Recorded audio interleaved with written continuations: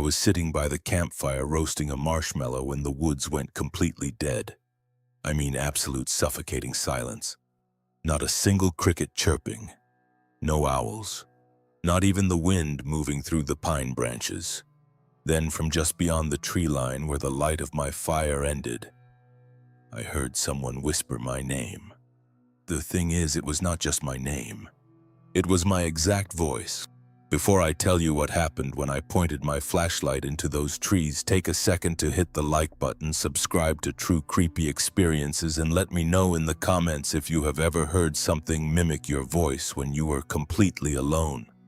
I probably should not have been out there by myself anyway. I had just finished moving out of a third-floor apartment back in Charlotte. It was a messy breakup, the kind that leaves you mentally drained and physically exhausted. I needed to clear my head, so I packed up my Subaru with some basic camping gear and drove up into the Blue Ridge Mountains. I wanted complete isolation.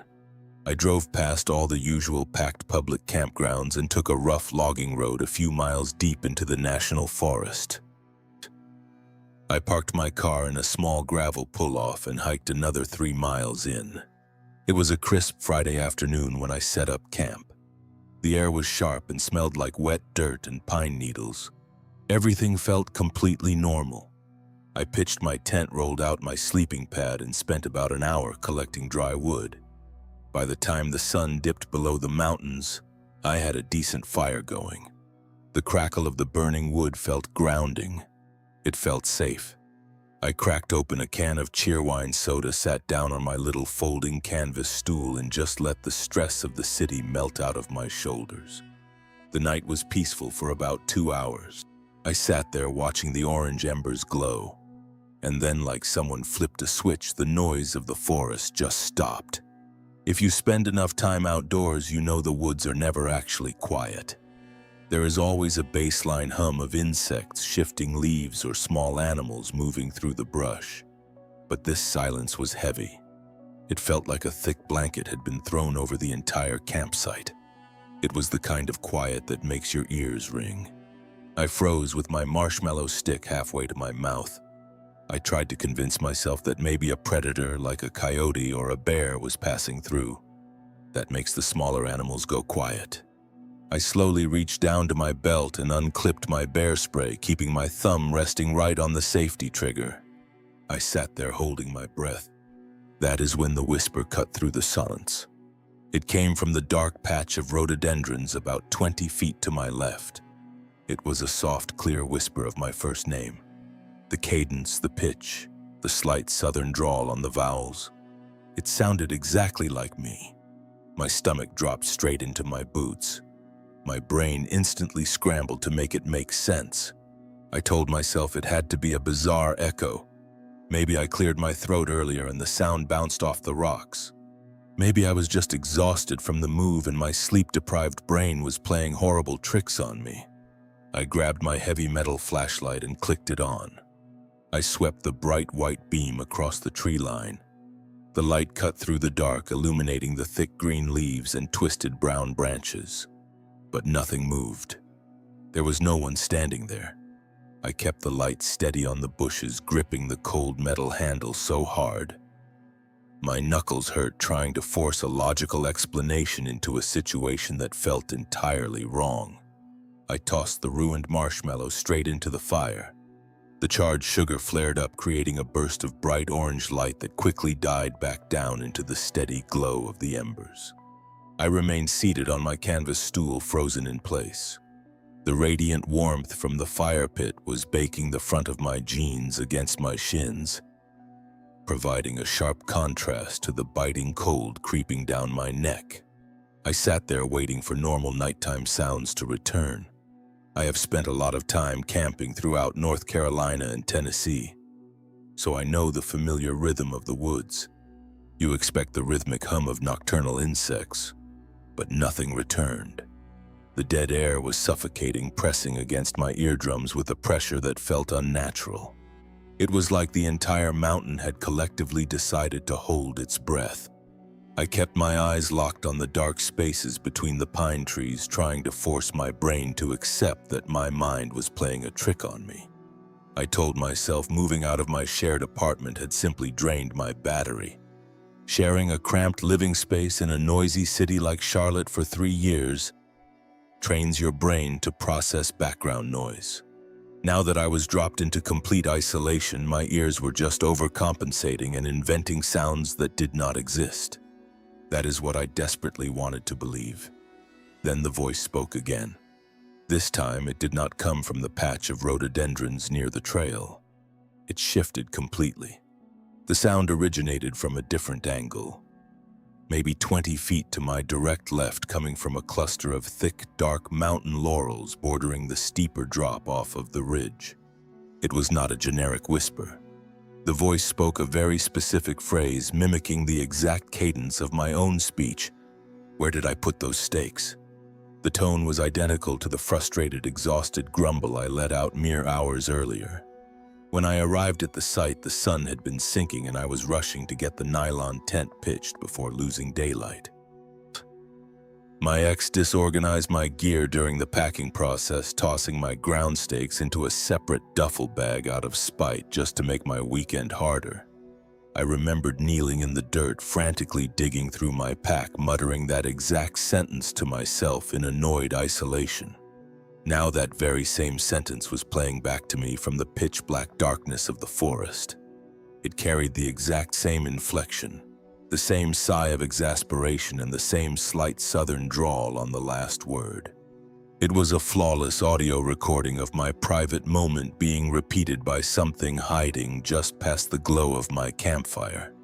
I stood up so fast my knees bumped the edge of my folding stool, sending it toppling backward into the dirt with a dull thud.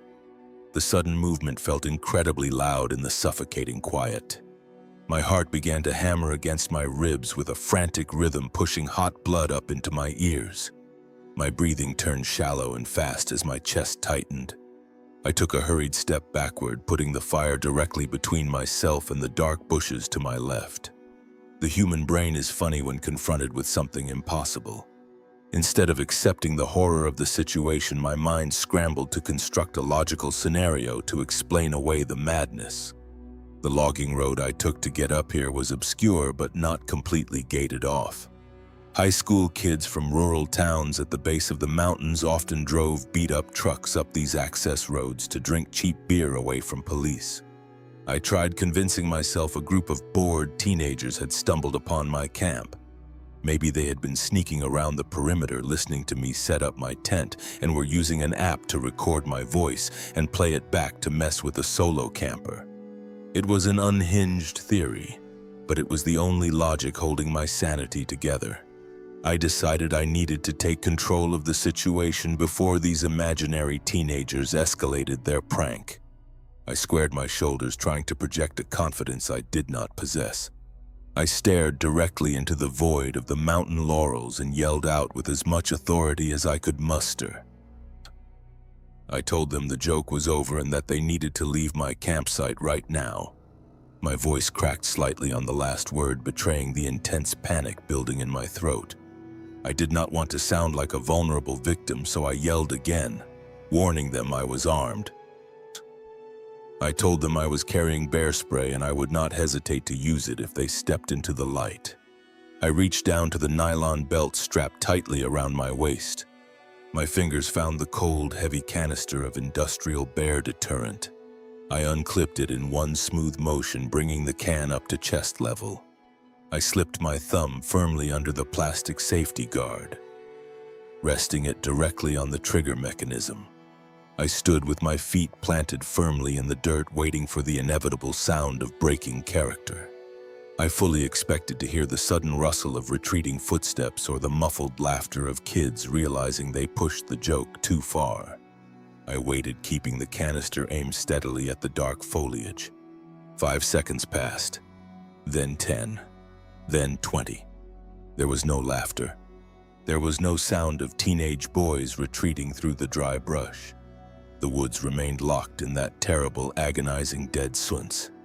The absence of any human reaction shattered my fragile theory into a million pieces. No prankster would stay perfectly still and completely quiet after being threatened with a chemical weapon. Whatever was out there standing in the freezing dark was absolutely not a bored high school kid. As the reality of my isolation began to set in, the air around the campsite abruptly shifted. The wind did not pick up, but a thick, stagnant odor seemed to roll out from the bushes and wash directly over my face. It was a heavy, wet stench that immediately coated the back of my throat. It smelled exactly like a handful of old, dirty copper pennies soaking in a pool of stagnant water mixed with the overwhelming musk of wet, matted dog hair. The metallic tang was so pungent and sharp that it made my stomach heave violently. My gag reflex kicked in, forcing me to swallow hard, just to keep from throwing up my dinner. The smell carried a purely primal warning. It was the scent of a large, wild predator, completely unwashed and ancient. The physical weight of the dread settled heavily onto my shoulders, pressing down on me with a suffocating force. All the adrenaline that fueled my bravado just seconds earlier drained completely out of my system, leaving my knees shaking so badly I thought they might simply give out and drop me to the dirt. I was alone, miles from any paved road, facing a silent terror patiently watching me from the dark. I did not move a single muscle for the remainder of the night. I stayed firmly rooted to that canvas folding stool, gripping the bear spray until my knuckles throbbed and my fingers turned stiff and useless.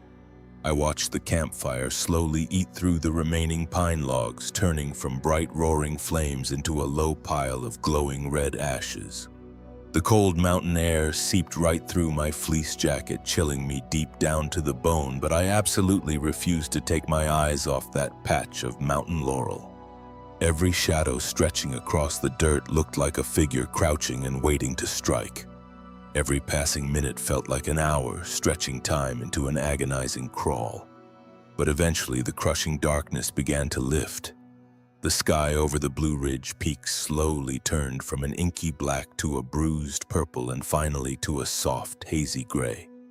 The exact moment the morning sun crested the tree line. The suffocating spell over the forest shattered. A gentle breeze rolled through the branches, rustling the dry pine needles. A cardinal chirped somewhere high up in the canopy, and soon dozens of other birds joined the chorus.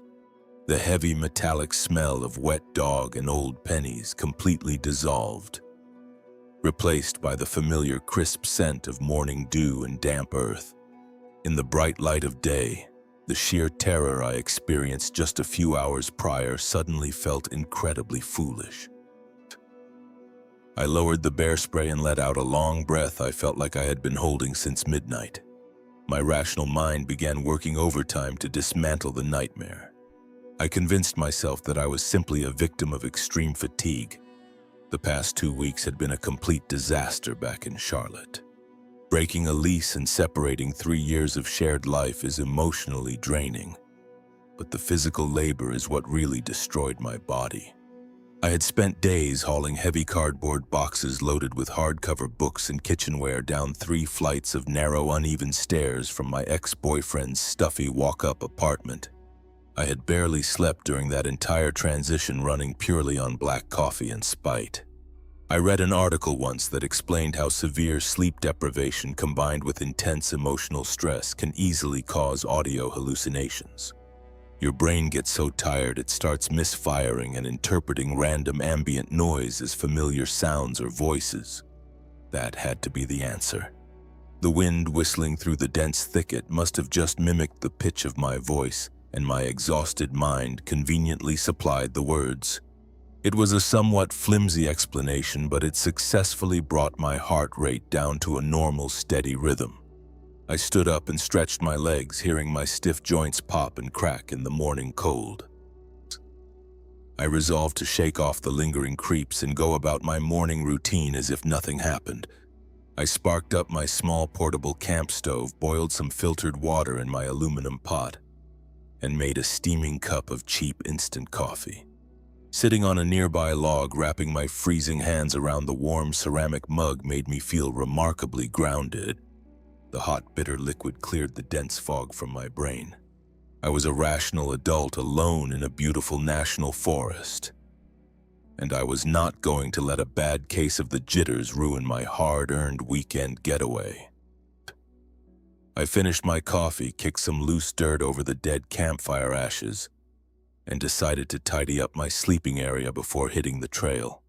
I walked over to my campsite, unzipped the front flap of my nylon tent, and crawled inside to roll up my sleeping pad. That was when I saw something that made my stomach drop entirely out of my body.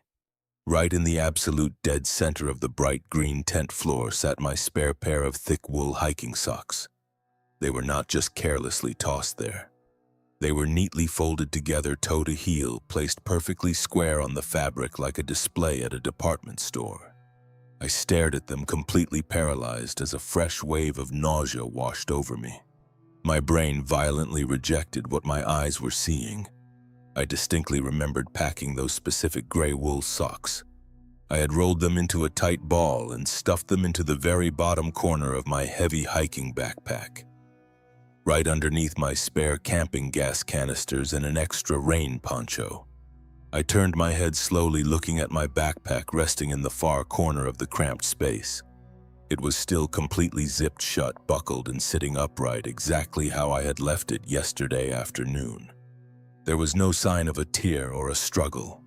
Panic flared hot and fast in my chest, stealing the breath right out of my lungs. I scrambled backward and frantically inspected the dual zippers of the tent door. They were tightly joined together on the inside track, pulled completely flush to the bottom corner. I had zipped this tent entirely shut from the inside right before I stepped out to build the campfire the previous evening. I had spent the entire night sitting frozen on my stool outside, staring at the woods. I never came back inside.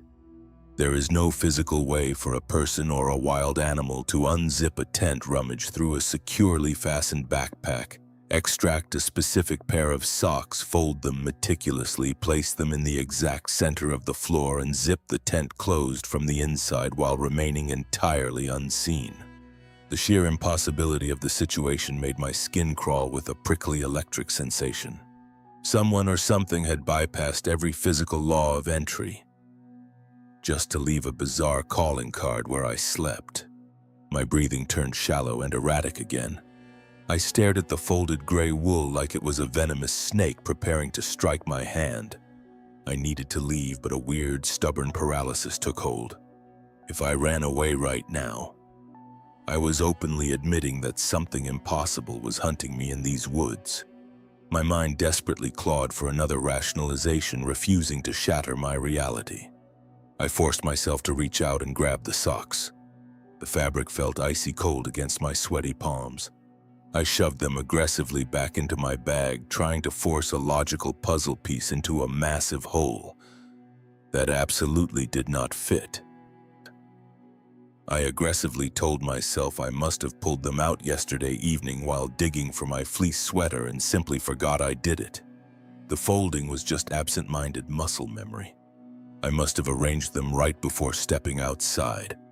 It was a massive stretch of logic, an excuse so fragile it threatened to snap under the slightest scrutiny. I let out a loud, hollow laugh that echoed awkwardly in the small enclosed space of the tent. The sound was supposed to be comforting, but it only highlighted how entirely alone and vulnerable I actually was. I grabbed my heavy leather hiking boots from the corner, shoved my feet inside, and yanked the laces tight with trembling fingers. I decided that sitting around this campsite dwelling on impossible scenarios was only feeding a very unhealthy growing paranoia. I needed to move to occupy my mind with grueling physical exertion. A long, difficult day hike up the elevation to the mountain ridge line would burn off this crazy anxiety and completely reset my nervous system. I grabbed my water bottle, my trail map, and my bear spray, telling myself that everything would look perfectly normal and perfectly safe by the time I returned. I hit the trail around mid-morning, determined to leave the claustrophobic anxiety of my campsite behind. The air in the Blue Ridge Mountains during late autumn has a specific sharp bite to it, slicing through your lungs with a crispness that usually washes away any lingering stress. As I pushed my way up the initial incline, the rhythmic crunch of gravel and dry soil beneath my heavy leather hiking boots acted like a metronome for my racing thoughts. The physical exertion felt incredible, My thighs began to burn and a thin layer of sweat formed at the small of my back, pulling my focus away from folded six and disembodied voices. Sunlight pierced through the dense canopy of ancient oak and pine trees, casting warm golden slants across the dirt path. In the daylight, the world made sense again. I remembered taking hikes just like this one with my grandfather when I was a kid. He used to say that the woods had a natural way of filtering out the noise of the city, forcing you to live entirely in the present moment. I was banking heavily on that old wisdom. For the first hour and a half, the strategy actually worked. I found my rhythm, enjoying the isolation and the sheer vastness of the Appalachian landscape.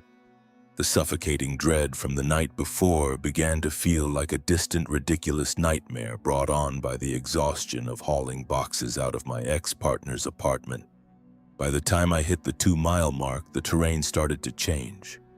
The wide logging path narrowed significantly, hugging a steep, rocky embankment on my right side, while a dense, impenetrable wall of mountain laurels and rhododendrons bordered the left. It was a dark, shaded stretch of the trail where the sunlight struggled to reach the forest floor. That was when I spotted a sudden, harsh splash of color up ahead. About 50 yards down the path stood a man. He was positioned just off the main dirt trail, standing ankle-deep in the brush. The very first thing that struck me was his jacket. He was wearing an aggressively bright neon yellow windbreaker. It looked stiff and plasticky, like vintage outdoor gear pulled straight out of the 1990s. The neon fabric clashed violently against the muted, earthy browns and deep greens of the surrounding wilderness. I slowed my pace, allowing my boots to scuff a bit louder against the rocks to announce my approach. Out here in these remote sections of the country, there is a very strict unwritten rule of trail etiquette. When you cross paths with another hiker, you acknowledge them. You give a polite nod, you say good morning, or you at least make brief eye contact to signal that you are friendly. But this guy was completely ignoring the social contract of the woods. He was standing with his back turned entirely to the trail, facing the thick, tangled mess of rhododendron bushes. His posture was totally rigid. His shoulders were not slouched, and he was not leaning against a walking stick. He was just standing at absolute attention, staring straight into a wall of dense, dark leaves that offered absolutely no scenic view. I kept moving forward, shrinking the distance between us from 50 yards to 20. My heart gave a strange, uncomfortable flutter. I cleared my throat loudly, hoping the noise would prompt him to turn around and break the rising tension. Nothing happened. He did not shift his weight. He did not glance over his shoulder. He did not even tilt his head. As I closed the gap to just 10 yards, I called out a polite but firm "Good morning" to you. My voice echoed slightly off the rocky embankment to my right. I waited for the mandatory friendly reply or even a grunt of acknowledgement. I received absolute dead silence. The skin on my arms erupted in goosebumps. I hugged the far right edge of the narrow trail, putting as much physical distance between us as the path would allow. As I took the few agonizing steps to pass directly behind his position, the atmosphere around me shifted with a violent suddenness. It was not a natural breeze. It felt as if I had just stepped through the open doors of an industrial meat freezer. The ambient temperature plummeted instantly, dropping by at least 10 degrees in a single second. The sudden frigid air sucked the moisture right out of my mouth, making my next breath burn my throat. I forced myself to keep my eyes trained forward, but my peripheral vision was entirely locked onto him. I noticed his hands. They were hanging out of the elastic cuffs of that bright yellow windbreaker, completely lifeless. His fingers were pale and uncurled, dangling at his sides without the slightest hint of muscle tension. It did not look like a person resting. It looked like a hollow prop suspended by invisible strings. I also realized with a sickening jolt to my stomach that I could not hear him breathing. The stiff nylon of his retro jacket was not expanding or contracting. He was a statue planted in the dirt. Every primitive alarm bell in my nervous system started screaming at me to run. The urge to break into a dead sprint and flee blindly down the trail was nearly overpowering. My chest seized up with pure visceral panic. but the logical part of my brain violently fought for control. I knew this specific stretch of the trail was treacherous. The ground was choked with thick, slick tree roots hidden beneath layers of decaying wet leaves and loose, jagged granite rocks. If I gave in to my blind terror and ran, I knew exactly what would happen. I would catch the toe of my boot on a hidden root, snap my ankle, and go down hard. Being immobilized with a shattered leg miles away from my car and completely out of cell service range was a guaranteed death sentence. I clenched my jaw tight enough to make my teeth ache and forced my legs to maintain a steady, punishing power walk. I pumped my arms, fighting the desperate compulsion to sprint. The muscles in my back bunched up tightly, anticipating the sudden sound of heavy boots crunching into the gravel right behind me. I expected to feel hands grab the collar of my fleece jacket. I just kept my eyes locked on the twisting path ahead, taking long, aggressive strides until my lungs burned. I pushed forward relentlessly until the path finally veered sharply to the left, carving around a massive limestone outcropping. I practically threw myself around the rocky corner, putting a solid physical barrier between myself and the yellow windbreaker. I power walked for another 50 yards, my pulse thundering so loudly in my ears it sounded like a bass drum. Finally, unable to stand, the agonizing suspense for another second, I planted my boots in the dirt and whipped my head around to look back down the straightaway. The trail was completely empty. The bright splash of neon yellow was gone. I stood there panting, staring at the quiet, empty stretch of dirt and shadows. My mind desperately tried to calculate the logistics of what I was seeing. It had only been perhaps 20 seconds since I broke my line of sight by rounding the bend. In order for a grown man to disappear from that specific spot, he would have had to crash directly into the dense, tangled thicket of rhododendrons. A movement like that would have snapped dozens of dry branches, tearing through leaves and causing a massive, chaotic racket that would echo loudly across the quiet mountain ridge. But there had been no sound. Not a single snapping twig, not the rustle of nylon fabric, not the crunch of retreating footsteps. It was a physical impossibility. A human being cannot vanish into thin air without leaving an auditory trace in a silent forest. The fragile comfort the morning daylight had offered me instantly evaporated. The deep, creeping dread from the previous night came flooding back into my veins, thicker and colder than before. The woods were no longer a sanctuary. I was entirely isolated, and the terrifying realization that I was sharing this mountain with something profoundly wrong settled heavily into the pit of my stomach. I did not care about finishing my planned loop up to the ridge. Every ounce of adventurous spirit had evaporated the second that neon jacket vanished into thin air. I immediately spun on my heels and started the long trek back to my campsite. My pace was punishingly fast. I constantly scanned the tree line, anticipating another bright flash of color, or a sudden human shape standing amongst the timber. The deeper I went, the more the atmosphere shifted. The vibrant golden sunlight that had felt so promising just an hour ago was quickly swallowed by a bruised, ugly gray overcast. A thick, soupy fog began rolling down the steep mountain slopes, creeping through the tree trunks like a living, breathing entity. The temperature plummeted with an unnatural suddenness. Anyone familiar with the Appalachians in late autumn knows how fast the weather can turn. But this cold did not feel like a normal incoming storm front. It was a heavy, damp chill that clung to my clothes and seeped directly into my joints, making my muscles ache. It felt like walking through the stagnant air of a root cellar. By the time I finally saw the familiar orange nylon of my tent through the mist, I was practically jogging. I expected to feel a massive wave of relief washing over me upon reaching my home base. Instead, my boots locked up and I stopped dead in the dirt. My heart lurched into my throat. The main door of my tent was unzipped halfway down.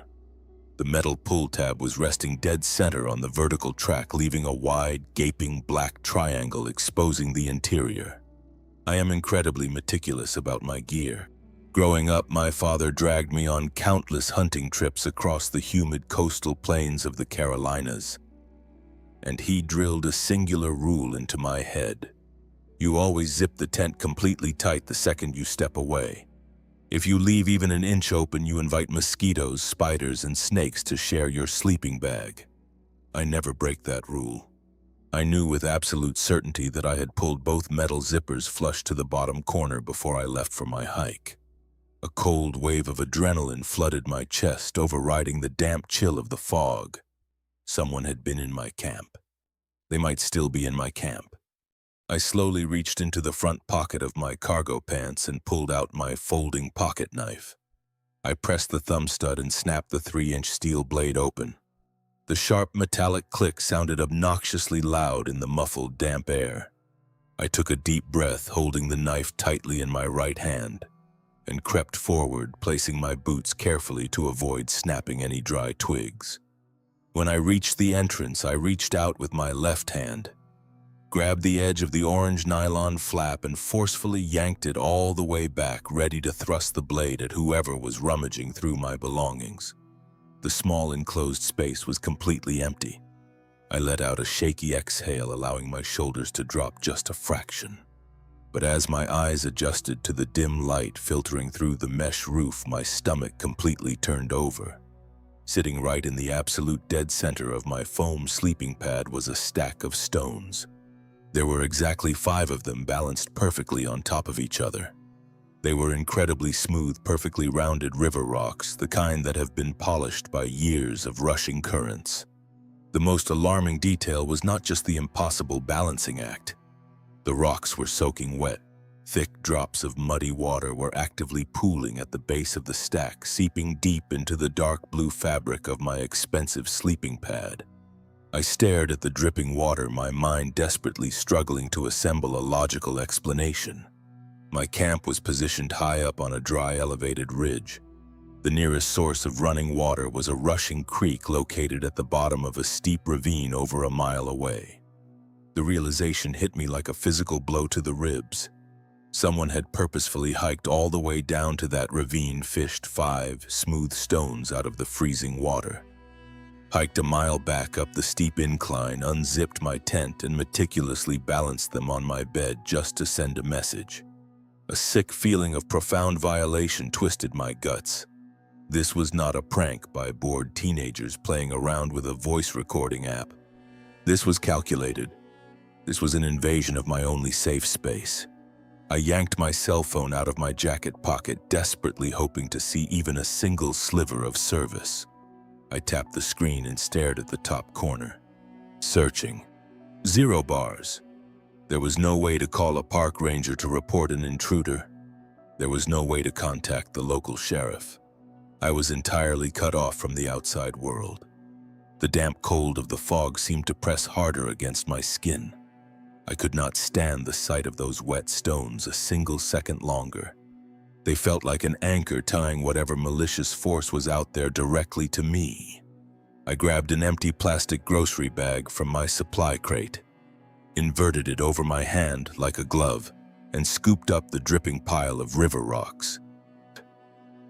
I tied the plastic into a tight knot, marched to the absolute edge of my campsite, and hurled the heavy bag as deep into the foggy brush as I possibly could. I listened to it crash loudly through the branches until it hit the forest floor somewhere far below. I paced around the dead fire pit, aggressively rubbing my temples, trying to wrestle my escalating anxiety back into a manageable box.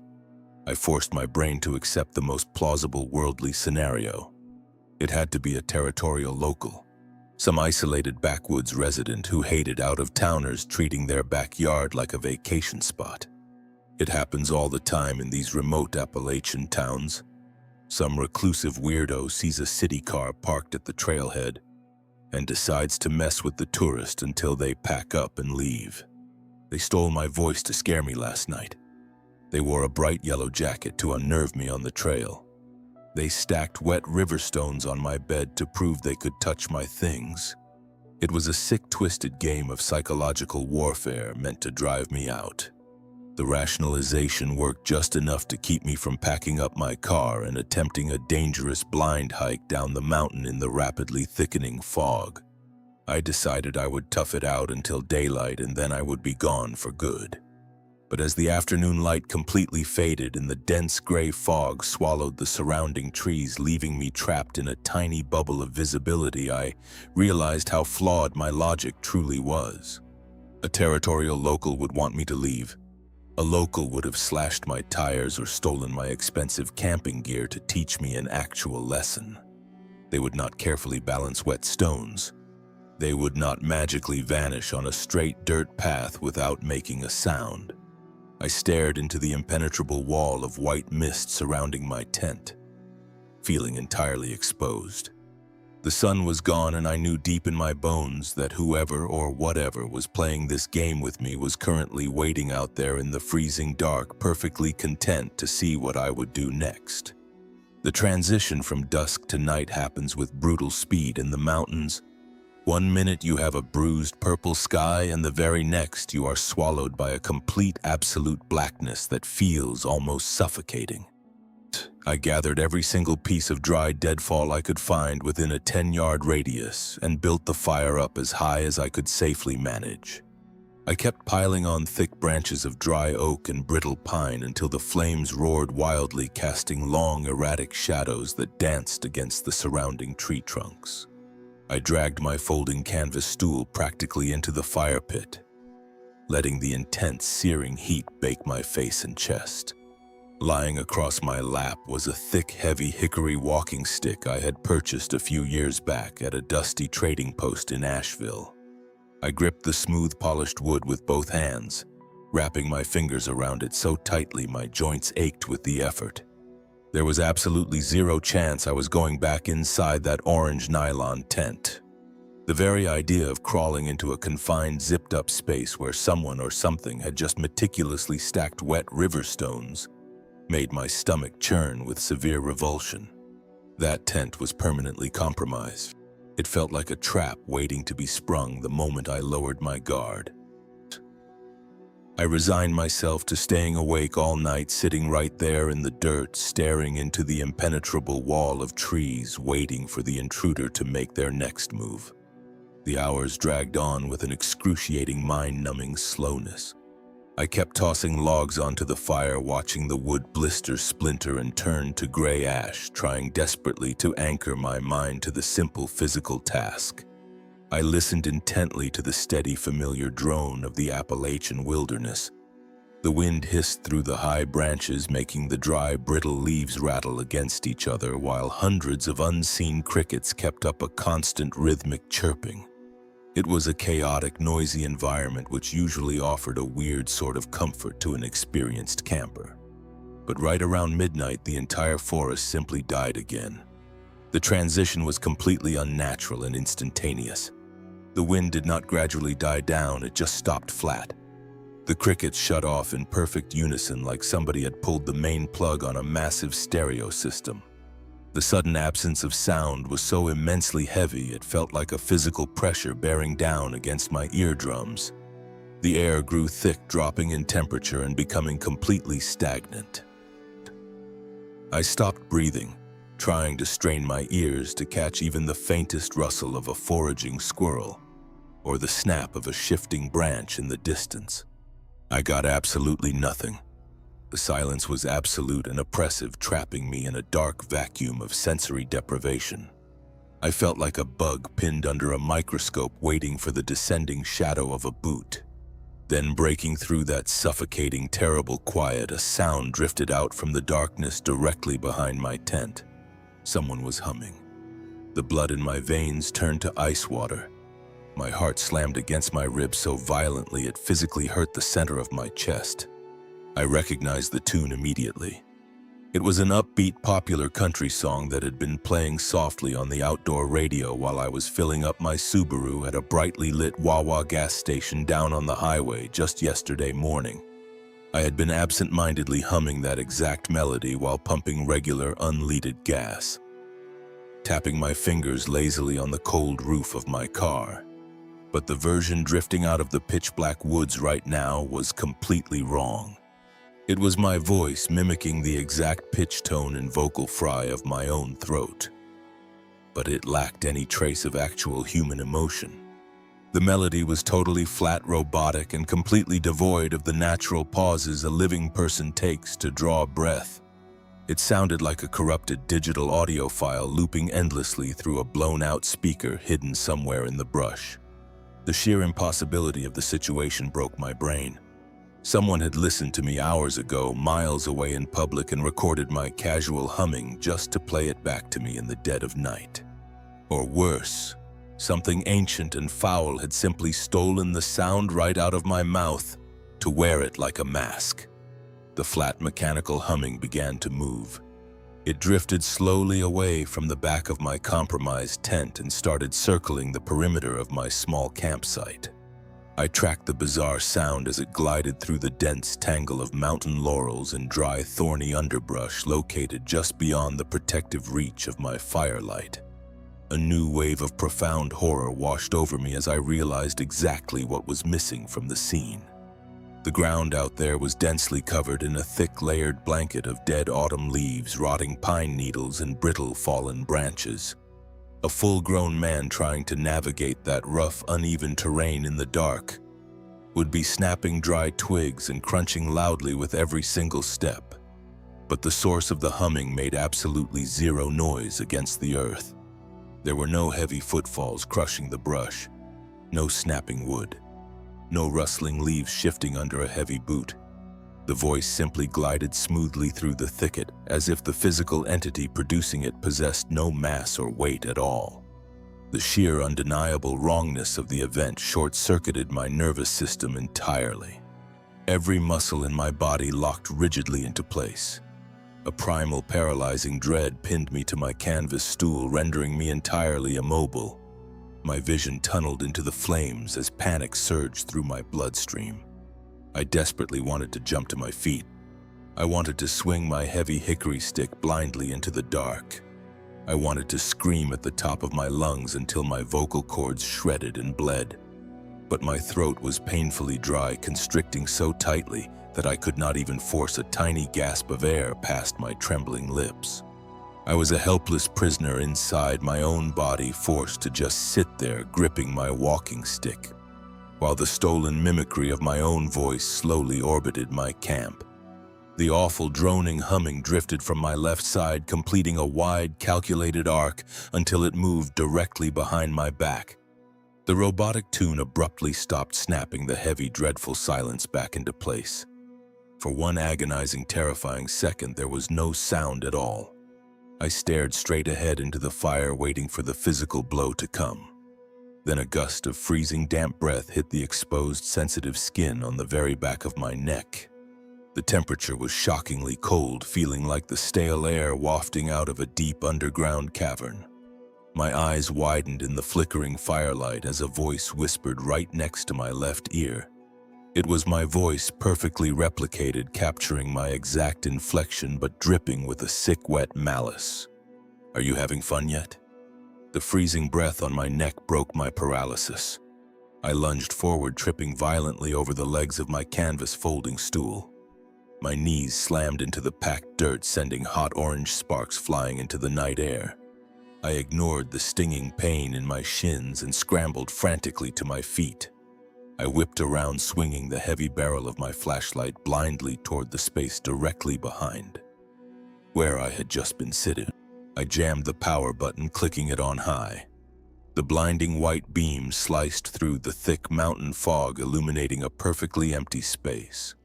Nothing was standing behind me. The harsh light bounced off the rough bark of the surrounding oak trees, casting long, distorted shadows into the deeper woods. But it revealed no physical body.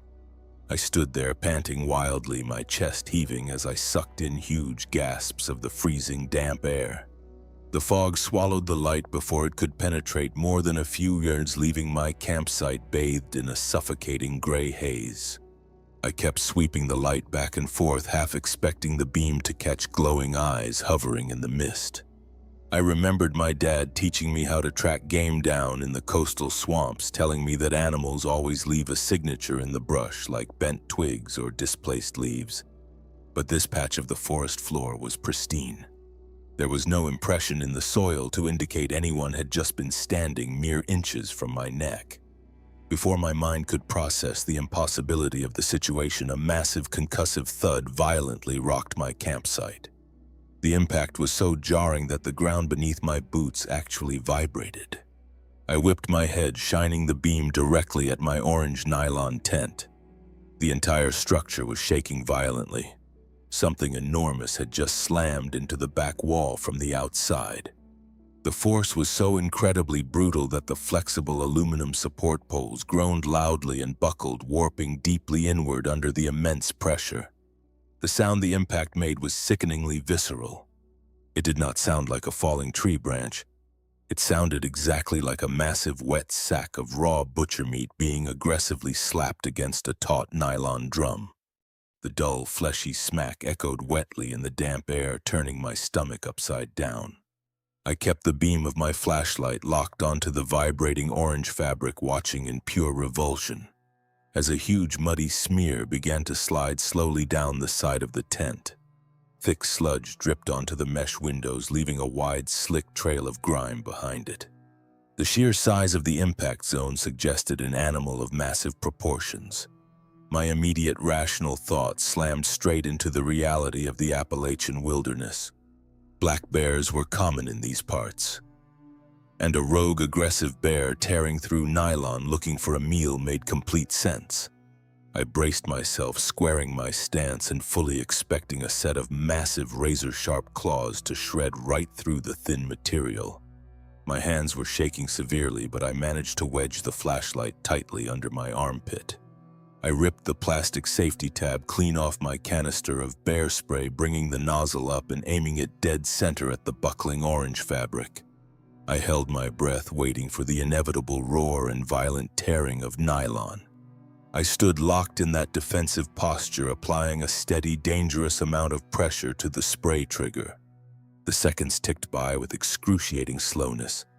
I counted them in my head, trying to keep panic from consuming my rational thoughts.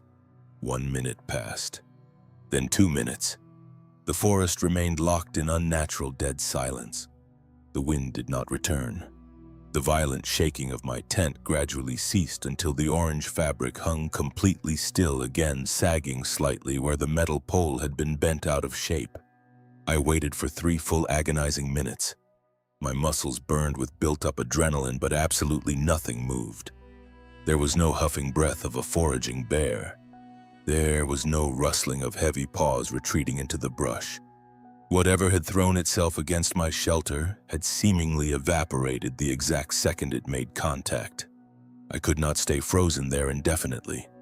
I swallowed the dry lump of fear lodged in my throat and took a cautious step forward. My heavy leather boots squelched loudly in the soft mud near the edge of the fire pit. I took another step, keeping the bear spray aimed squarely at the dark tree line behind the tent. I edged my way around the side of the collapsing shelter, the flashlight beam cutting through the dense fog to illuminate the exact spot where the impact had occurred. I was entirely prepared to see a set of massive animal tracks gouged into the soft earth, or the heavy boot prints of an unhinged local. My eyes scanned the wet ground, tracking the beam of light meticulously over every single square inch of dirt bordering the orange nylon. I stared at the ground, my brain hitting a complete structural failure. The mud located directly beneath the massive dripping smear on my tent wall was perfectly smooth. There were no heavy impressions in the wet soil. There were no deep paw prints indicating a bear had reared up on its hind legs to strike the fabric. There were no boot treads to suggest a man had thrown his shoulder into the shelter. Nothing had disturbed the dirt. The soft, damp earth was completely pristine, appearing exactly as it had when I first pitched the tent hours ago.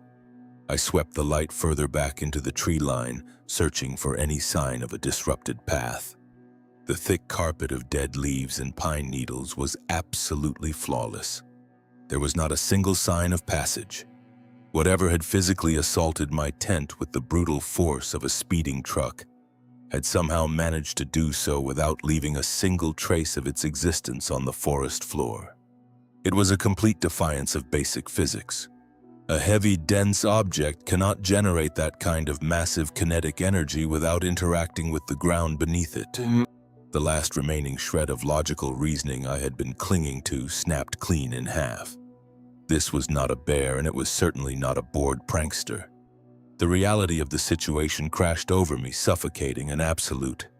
I was sharing this isolated mountain ridge with a force that operated completely outside the boundaries of the natural world.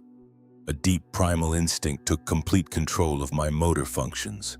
I knew with absolute certainty that if I stayed in this campsite for another minute, my life would be over. I lowered the canister of bear spray, realizing how useless a chemical deterrent was. Against something that left no footprints, I did not need to pack my bag or retrieve my sleeping pad.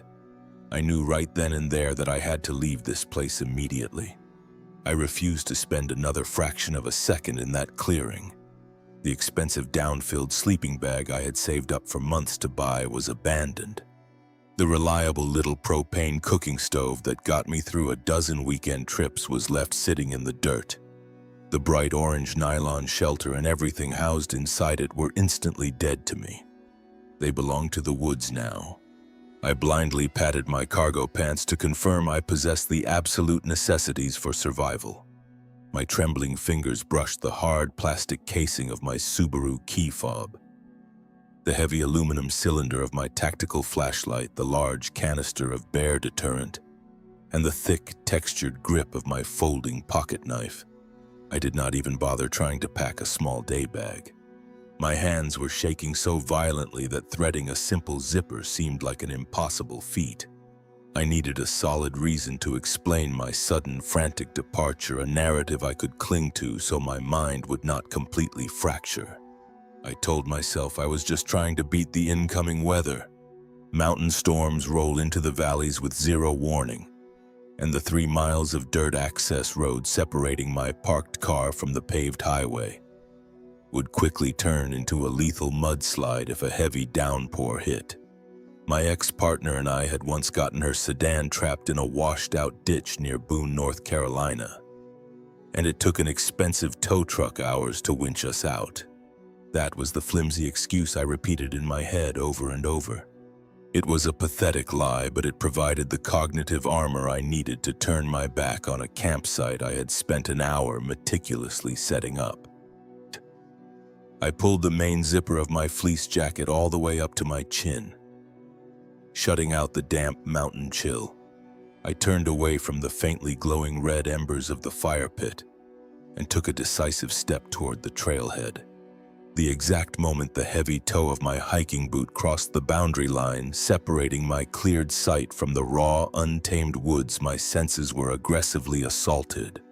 A thick, invisible wall of putrid air slammed directly into my face with the blunt force of a physical blow. The stench was absolutely staggering and entirely inescapable.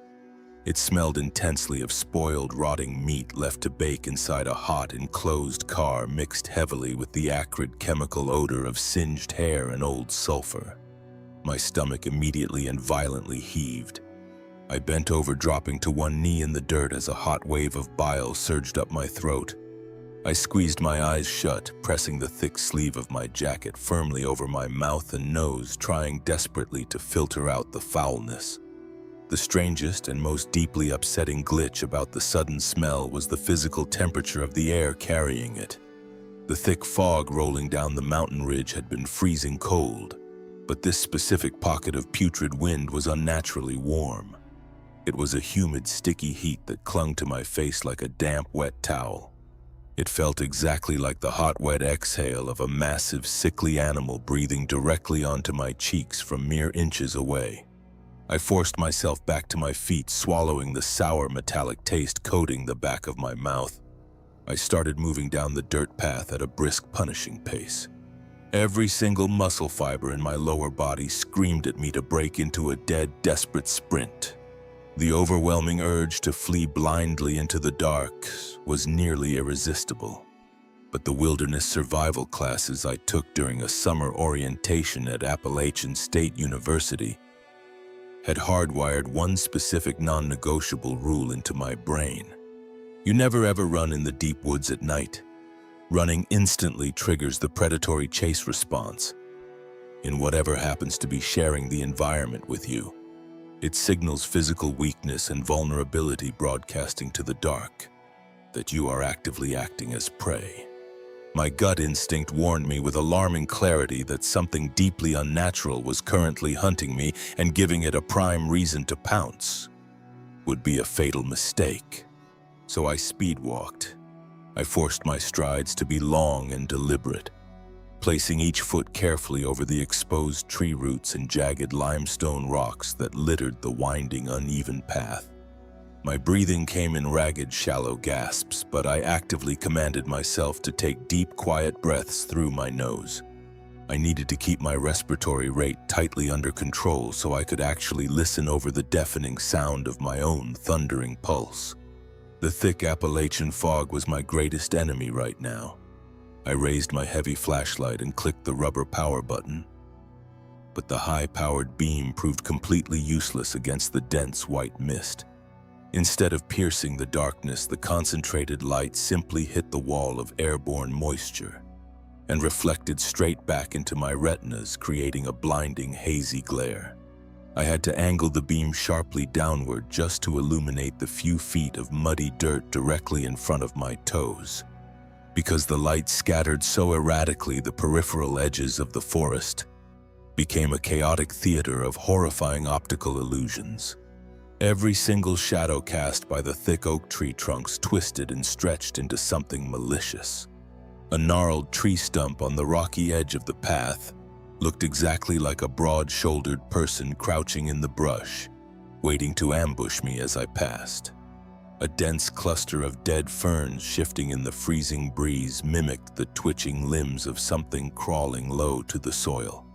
I had to constantly fight the burning urge to whip my light side to side, keeping my vision strictly glued to the narrow strip of trail leading down the steep mountain.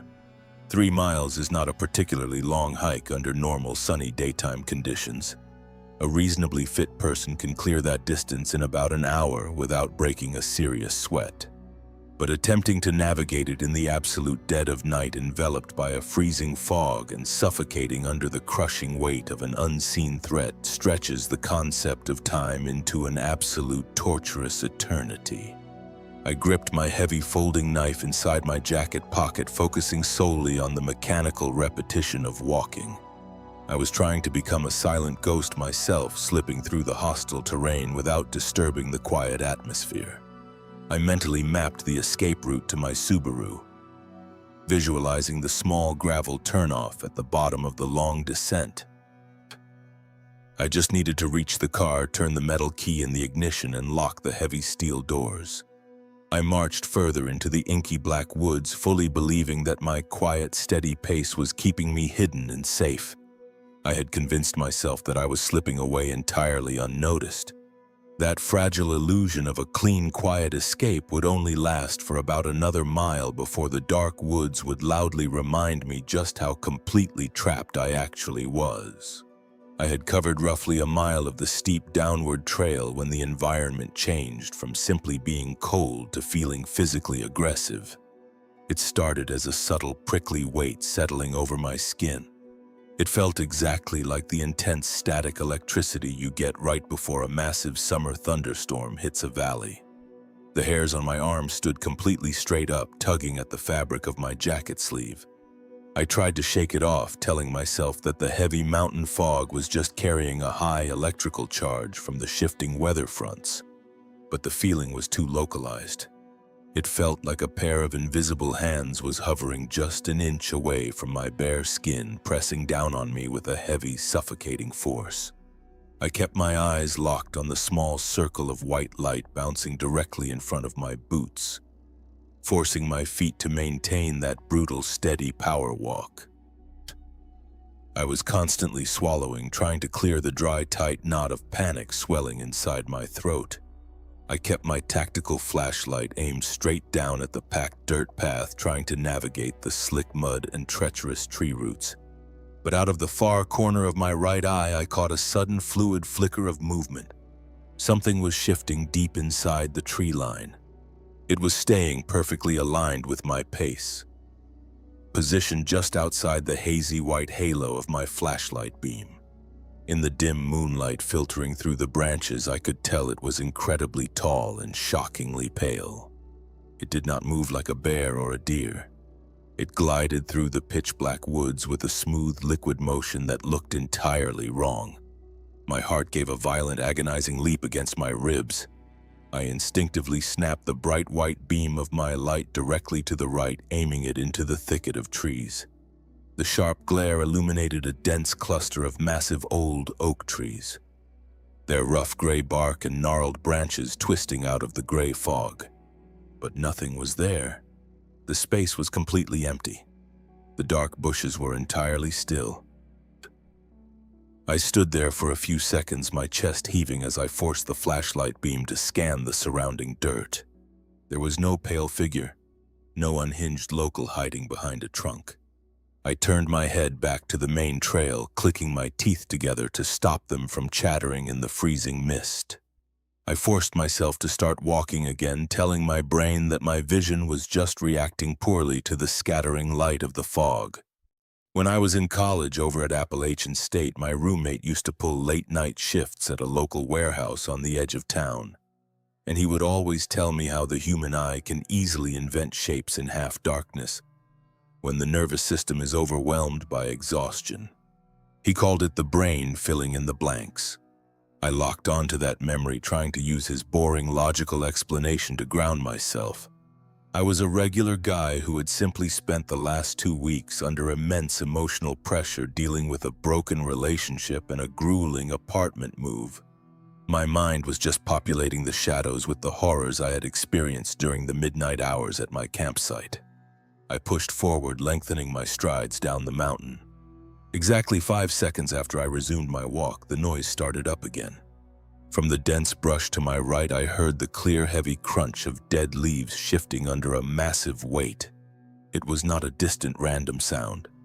The rustling was directly parallel to my position on the trail. I felt a sick wave of absolute horror coat my stomach as I realized the entity was matching my pace with terrifying precision. I took a long, rapid step forward and heard an immediate heavy crunch echoing my movement from the trees. I purposefully slowed my boots to a hesitant, dragging shuffle, and the rustling to my right instantly slowed to a mirror match. I stopped dead in my tracks, freezing my boots flat against the dirt. The sound in the woods stopped perfectly in unison. It was an undeniable glitch in the natural environment. A wild animal would either bolt away in fear or continue tracking its own independent path through the brush. But this thing was locked onto me, playing a grotesque game of copycat with my physical movements. Every single step I took was being perfectly logged and repeated by an unseen presence hiding just beyond the reach of my failing flashlight beam. The sheer psychological dread of being actively cataloged made my head spin with dizziness. My chest felt so incredibly tight it felt like a heavy iron band was bolted around my ribs, restricting my lungs from expanding. I refused to call out to the darkness. I knew with absolute certainty that if I screamed or demanded to know who was out there, I would be breaking the fragile boundary holding the situation together. Yelling would reveal the full extent of my panic, acknowledging the presence and essentially inviting the predator closer into my space. I kept my jaw locked shut, my teeth grinding together as I forced my legs to keep moving down the slippery trail. I slowly slid my right hand into the deep pocket of my heavy canvas cargo pants. My freezing fingers wrapped tightly around the cold, textured metal handle of my folding pocket knife. The solid weight of the tactical tool offered a pathetic shred of comfort against an impossible threat, but it was the only physical defense I had left. I squeezed the grip until the metal edges bit painfully into my palm, using the sharp sting to keep my racing mind from completely fracturing. The narrow trail became steeper, twisting downward through a jagged field of limestone boulders. The fog was so thick now it felt like walking through wet gray smoke, completely wiping out any sense of direction. I just kept my eyes glued to the small circle of illuminated dirt directly in front of my boots. Suddenly, the heavy crunching in the brush to my right stopped flat. A profound, terrifying stillness dropped over the mountain once more. Then from the dark tree line just 10 feet away, the thing let out a sound. It was a low, deep, rattling exhale that tore through the quiet atmosphere. The noise did not just travel through the air. It carried a violent physical frequency that vibrated right through the earth, traveling up through the soles of my heavy hiking boots and rattling the bones in my legs. It sounded like a massive pair of diseased lungs wheezing out hot, wet air mixed with a sickening, wet clicking noise like dry branches scraping against stone. The visceral wrongness of that sound shook me to the core. It was the absolute, undeniable proof that whatever was pacing me down this mountain was not a man, and it was not a normal forest animal. It was a monstrous physical presence waiting for the perfect moment to break its cover and slide out into the trail directly in front of my face. I am practically speedwalking now, completely ignoring the intense burning ache shooting up my calves with every single step. The rattling wet exhale from whatever was pacing me earlier still vibrates deep within the marrow of my bones, driving me forward. The adrenaline masking my physical fatigue is wearing thin, but my muscles are screaming for a break I simply cannot afford. The fog grows even denser, suffocating the narrow path ahead and turning my flashlight beam into a useless white blur. I keep my head down, focusing only on the patch of muddy ground immediately in front of my heavy boots. I just need to reach the gravel turnoff where my car is parked. That is my only goal. Just keep moving. The trail begins to incline slightly, forcing me to work twice as hard for every yard gained. I can feel the freezing, damp air searing my lungs, expanding painfully inside my chest, but I refuse to slow my punishing pace. The silence of the forest is deafening, offering no comfort and no clue as to where the entity might be lurking now.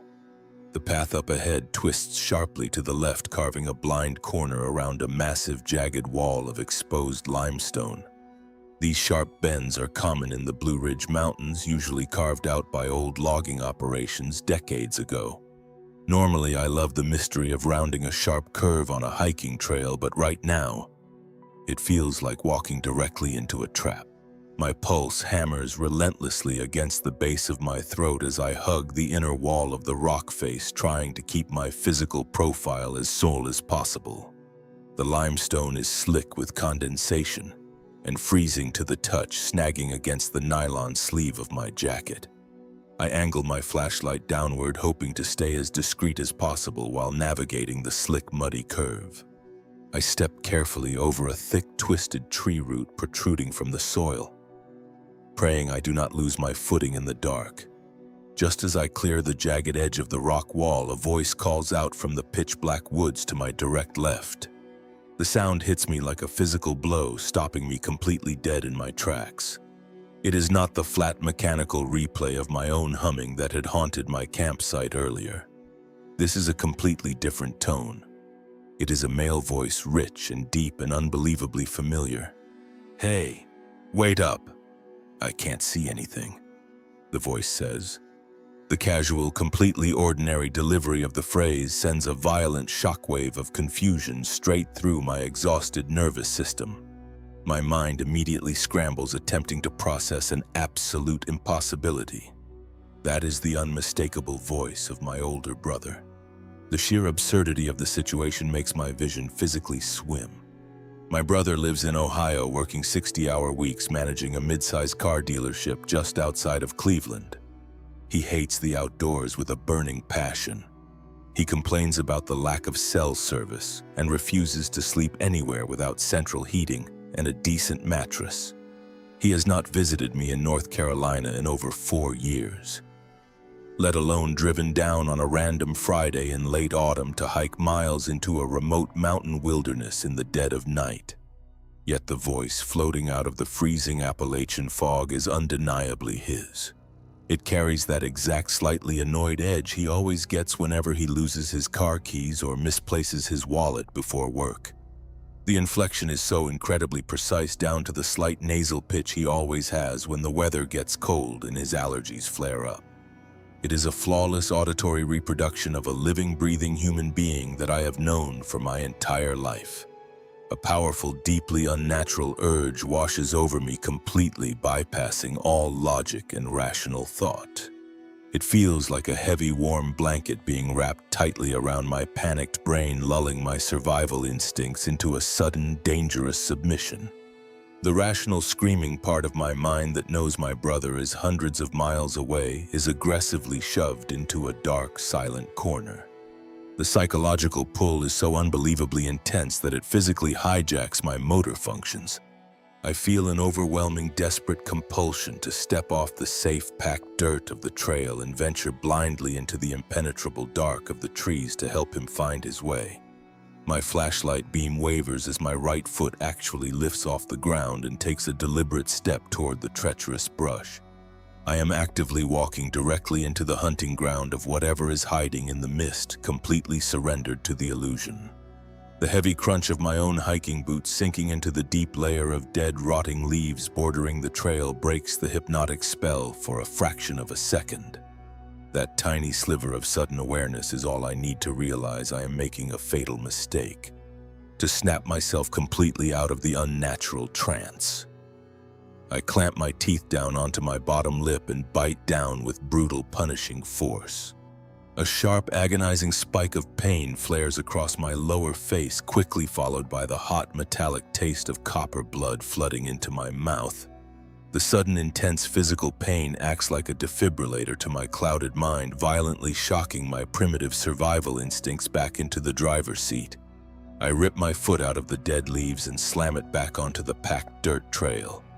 I force my eyes strictly forward, locking my gaze on the dark path ahead, and command my legs to resume their aggressive speed walk. I do not look back. I do not swing my flashlight toward the tree line. I just keep my head down, tasting the warm blood pooling against my teeth and swallowing hard. Then the voice calls out to me a second time, but the illusion is already unraveling rapidly. The entity realizes that the familiar bait has failed to draw me off the path and into the dark. I said, "Wait up." It calls out, but the flawless mimicry is completely gone. As the sentence progresses, the tone violently glitches and drops an entire octave, morphing into something hideously unnatural. The casual, annoyed pitch of my brother warps into a thick, guttural, wet growl that vibrates heavily through the damp mountain air. The words begin slurring and dragging together, sounding exactly like an old vinyl record player being aggressively cranked down to a grinding halt while dragging through thick, heavy mud. The horrifying distortion of that final spoken word hangs in the freezing fog, destroying any lingering shadow of a doubt regarding what I am dealing with. This is not a lost hiker, and it is certainly not a human prankster messing with a solo camper.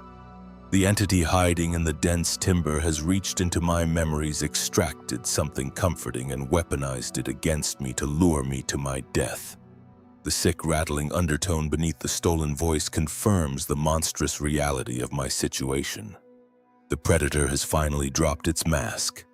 The twisted game of psychological manipulation is officially over, and the fragile barrier of stealth separating me from the creature has completely dissolved into the black night. I can feel the sheer malice radiating from the trees preparing to close the distance. The distorted, wet growl of my brother's stolen voice hung in the freezing air for exactly 1 second before the dynamic of the entire mountain shifted. The entity knew the deception had failed. The fragile veil of stealth completely shattered. Until this exact moment, whatever was hunting me had been playing a quiet, psychological game of cat and mouse. It had been gliding over dry leaves and deadfall without making a whisper of sound. That eerie, impossible silence vanished in an instant, replaced by absolute, unadulterated chaos. The thing stopped hiding its movements. From the dense brush just yards to my left, the forest erupted into an avalanche of violence. I heard massive, thick branches snapping like dry matchsticks under an immense, crushing weight. The vibration from the breaking wood was so intense I could feel it through the soles of my boots. It was not simply pushing branches aside, it was destroying everything in its path. It sounded as if a derailed freight train was plowing directly through the ancient Appalachian timber. The sheer overwhelming speed of the destruction was entirely unnatural. No living creature native to these woods possesses the mass required to simply bulldoze through mature oak saplings and dense briar thickets at such an alarming velocity. Before my mind could even process the tremendous scale of the noise, a solid wall of foul air slammed into my face. The putrid stench of rotting meat I had encountered back at the campsite returned, but it was magnified 100-fold. This time, the sickly sweet scent of decay was heavily laced with the sharp metallic tang of ozone. It smelled like a fresh lightning strike inside a slaughterhouse. The noxious cocktail stung my nostrils and burned the back of my throat, causing my eyes to water so profusely that hot tears spilled down my freezing cheeks, blurring my vision. Every rule I had memorized about surviving a predator encounter vanished from my consciousness. The logic of maintaining a steady, non-threatening pace evaporated into pure, unbridled desperation. I abandoned all caution, leaned my weight forward, and broke into a full dead sprint. The rocky dirt trail was a treacherous hazard course in the dark, covered in jagged limestone edges and slick, wet clay. Back in high school, I ran cross-country navigating miles of uneven root-choked trails across the Piedmont region of North Carolina. I knew how to read the ground and anticipate shifting terrain. But out here, engulfed by a freezing mountain fog and driven by a blind frenzy, my previous athletic experience was completely useless. My lungs felt like they were packed with shards of broken glass. The lactic acid was already building up in my calves, turning my muscles into heavy lead weights. But the sheer adrenaline pumping through my heart refused to let my legs slow down. Visceral survival instinct was the only thing guiding my heavy boots. I pumped my arms violently, forcing my legs to churn across the dangerous ground. The heavy tactical flashlight in my right hand bounced wildly with every frantic stride, sending a chaotic strobe-like beam cutting through the dense white mist. The erratic flashes illuminated brief, disjointed snapshots of my surroundings. A patch of slick, wet mud here. A twisted, rotting tree trunk there. The blinding glare bouncing off the fog made me feel like I was sprinting through a sensory deprivation tank. The rapid pulsing light threw grotesque moving silhouettes across the forest floor, making every single rock and dead bush look like another monster lunging out to grab my ankles.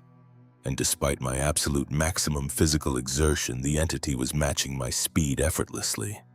The heavy thudding footsteps crashed through the dense timber just a few yards to my left, keeping pace with a casual, mocking ease. Every time my boots slammed into the packed dirt, a massive earth-shaking thud echoed from the dark brush right beside me. The sheer kinetic force of its footfalls sent deep vibrations radiating through the soft earth. It was not struggling to navigate the dense, thorny undergrowth. It was tearing through the obstacles as if they were made of wet paper. I could hear the wet tearing of vines and the aggressive snapping of heavy vegetation, keeping a perfect, terrifying rhythm with my own desperate heartbeat. Then, over the deafening roar of snapping timber and my own ragged, burning gasps for air, I heard it breathing. It was a wet, labored, wheezing sound that rattled loudly in the freezing mountain air. The exhalations were harsh and rhythmic, sounding like thick fluid bubbling deep inside a pair of massive, diseased lungs. The sickening, guttural rasp was so close I could physically feel the warmth of the humid breath pushing against the frigid fog. It was a suffocating, damp heat that defied the sharp autumn chill. The creature was practically riding my shoulder, hidden just beyond the narrow halo of my bouncing flashlight beam. The sheer proximity of the horror sent fresh waves of cold shock cascading down my spine. Suddenly, a massive object launched out of the pitch-black woods with the velocity of a fastball. It plummeted through the air and smacked violently into the muddy dirt just inches in front of my sprinting boots. The heavy thud of the impact kicked a spray of wet gravel and dead pine needles directly into my shins. I instinctively lunged sideways to avoid tripping over it. nearly losing my balance and tumbling down the steep, unlit embankment. I caught a fleeting glimpse of the projectile as my wildly swinging flashlight swept past it. It was a massive, heavy pine cone easily the size of a football torn directly from the high canopy. The sudden realization hit me like a bucket of ice water. The creature was not just blindly chasing me down the mountain, it was actively toying with me. The trajectory of the thrown object was too perfect and entirely too calculated. It was deliberately dictating my path, using its sheer bulk and perfectly aimed projectiles to steer my movements away from the edge of the trail. It was herding me forward like a sheep being driven toward an unseen slaughterhouse. It was a deeply predatory intelligence, showing me that it was in absolute control of the situation. A mindless beast would have simply tackled me from behind, breaking my spine and ending the chase immediately. But this entity wanted me running. It wanted me exhausted and entirely stripped of any remaining hope. Before it finally decided to close the gap, the psychological torture was just as calculated as the physical pursuit. I dug my boots into the slick soil and forced my burning legs to keep churning, pumping my arms as hard as I could manage. The cold air seared my windpipe with every desperate inhalation tearing at my throat.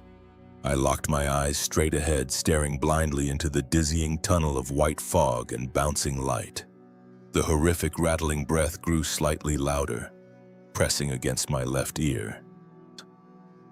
I just kept pumping my arms and pushing my exhausted body past its physical breaking point, praying to whatever higher power would listen, that I did not catch a toe on a hidden root and fall face first into the crushing dark. My lungs were absolutely searing with every ragged gasp I pulled in, tasting strongly of cold iron and raw panic.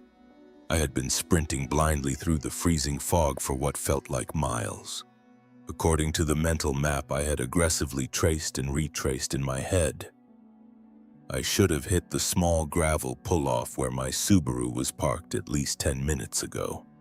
It was a simple designated logging turnaround that connected the trailhead directly to the main service route. My dad always taught me to clock my hiking pace using landmarks and elevation changes. He used to test me on it when we navigated the dense, unpredictable thickets of the Smoky Mountains, back when I was an arrogant teenager who thought getting lost was impossible. I knew my own stride. I knew exactly how long it takes to descend 3 miles on a downward slope, even at a chaotic, desperate run. But as my dead sprint gradually faltered into a heavy, stumbling jog, the familiar wide opening of the gravel lot was nowhere to be found. I swiped the back of my trembling hand across my sweaty forehead and began panning the beam of my tactical flashlight frantically side to side. There was no metal gate reflecting the light. There was no rusted speed limit sign. There was no gravel road leading to safety. There was absolutely nothing but an endless claustrophobic maze of towering pine trunks rising into the misty canopy like prison bars. A profound, sickening sense of spatial distortion instantly twisted my perception of reality. My brain aggressively rejected what my eyes were seeing, trying to correct a math equation that simply did not add up.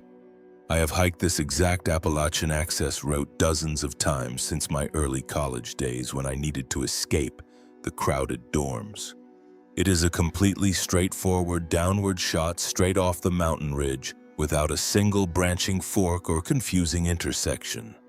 You literally just follow the packed dirt downward until you hear the crunch of gravel beneath your heels. But as I directed my unsteady beam toward the ground directly beneath my heavy hiking boots, a fresh wave of nausea hit my stomach. The familiar hard-packed dirt and jagged limestone rocks of the main path were completely gone. Instead, my boots were sinking ankle-deep into a thick bed of soft, spongy, untrampled green moss. I aimed the light around my feet, searching for any sign of human travel. There were no boot treads. There were no scuff marks from other hikers or displaced rocks. The undergrowth here was entirely pristine and wild, untouched by anything except rain and fallen leaves. I had veered completely off the main trail into untouched wilderness, but I knew for an absolute fact that I had not taken a single turn. I had been running in a completely straight line, guided entirely by the downward slope of the mountain and the sheer terror of the pursuit. The realization hit me with the devastating force of an icy tidal wave, plunging me into a state of sheer absolute horror. My chest seized up, preventing me from drawing a full breath, as if the air itself had turned to freezing water. I spun around in a slow, disoriented circle, aiming my light in every possible direction, hoping against hope to catch a glimpse of the worn brown dirt path. It was utterly useless. Every single angle looked exactly identical to the last. Gray tree trunks, thick hanging vines, and an impenetrable curtain of freezing white fog trapped me in a tiny 10-foot radius of visibility. I was entirely engulfed by the deep wilderness. The compass application on my smartphone would be completely useless without a cell signal, and the thick canopy above blocked any chance of using the night sky to find my bearings, even if the dense cloud cover had somehow miraculously broken. Right at the exact moment the geographical dread fully took root in my mind. The violent auditory assault happening just yards to my right abruptly ceased. The deafening roar of snapping branches and crushing underbrush stopped on a dime. The heavy wheezing breaths that had been matching my frantic pace vanished completely. The dead, unnatural silence of the deep forest aggressively snapped back into place. The sudden absence of sound was infinitely worse than the roaring chase. I stood completely alone in the freezing dark, my flashlight beam vibrating wildly across the mist. Because my hands were trembling so severely, I could no longer control my own muscles. The overwhelming quiet pressed against my eardrums, creating a high-pitched ringing sensation inside my head that made me feel dizzy. The monster had not lost my trail. It had not suddenly given up the hunt and retreated back into the hills to leave me alone. A horrifying, devastating clarity washed over my fractured mind as I stared into the endless black void between the ancient pines. The massive pine cone it threw earlier, the aggressive shadowing, the perfectly timed rushes of noise closing in on my right side. It was not just toying with me or trying to run me down out of blind animal aggression. It was actively steering me. The entity had purposefully used its massive bulk and intimidating presence to herd me off the safety of the packed dirt trail. It deliberately pushed me blindly away from my escape route and deeper into a completely isolated, uncharted sector of the woods, where no search party would ever think to look. It wanted me completely disoriented and disconnected from the only geographical tether tying me to the human world. My knees suddenly felt incredibly weak as the utter hopelessness of my situation anchored itself deep in my gut. I was totally and undeniably lost, stranded miles away from the nearest paved highway or human settlement. My vehicle was out there somewhere, useless and completely unreachable. The temperature was continuing to drop as the midnight fog thickened, soaking right through the thin layers of my fleece jacket and chilling my damp skin to the core.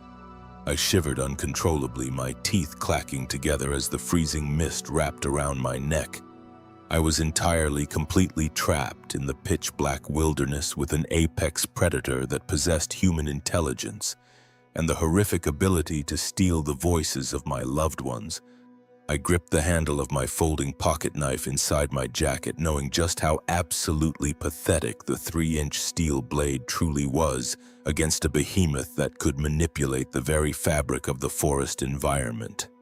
My thumb traced the metal edge, desperately seeking some sort of tactile grounding, while my world spun out of control. The suffocating silence stretched on, building an agonizing, unbearable tension that felt like a physical weight bearing down on my spine. I knew the creature was out there, hiding just beyond the reach of my trembling light, watching my mounting despair and waiting patiently for the absolute perfect moment to finish its twisted game. I stumbled forward purely out of a blind, animalistic desperation to keep my body moving. Standing completely still in that disorienting maze of identical pine trunks felt like giving up and wrapping myself in a burial shroud.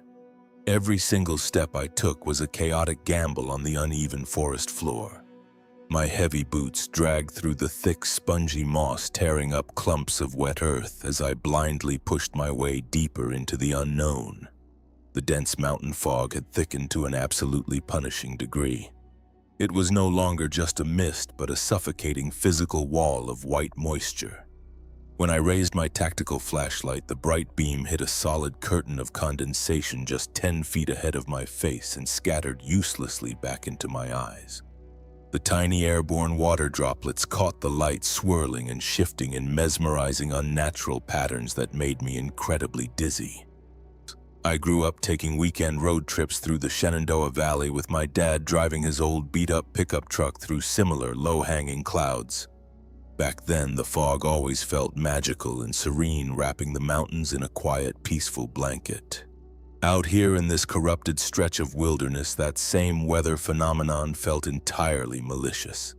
It was actively working against me, shrinking my entire universe down to a claustrophobic 10-foot bubble and blinding me to whatever was tracking my movements.